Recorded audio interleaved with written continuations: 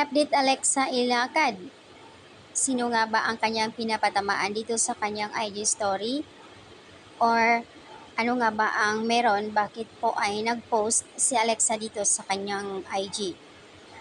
Just because I don't confront you about what you did or said about me doesn't mean I don't know. If I have learned nothing else in my season of growth, I know that every action doesn't deserve an reaction, and it's okay to walk away from people and who have wronged you, family and friend, and who you don't get to tempt the energy I'm creating in my life, and we are 100% in control of our pace. Stop giving people so much power when it's not deserved. So, ayan yung update guys.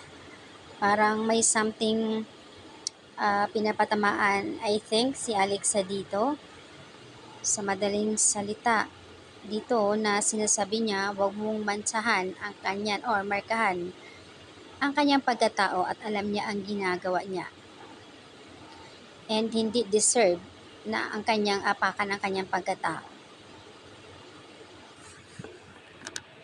Sa pangalawang post naman niya ay ito balik Sparta PH, kung saan ay dating kinagawian niya yung pag-gym talaga, pag-workout.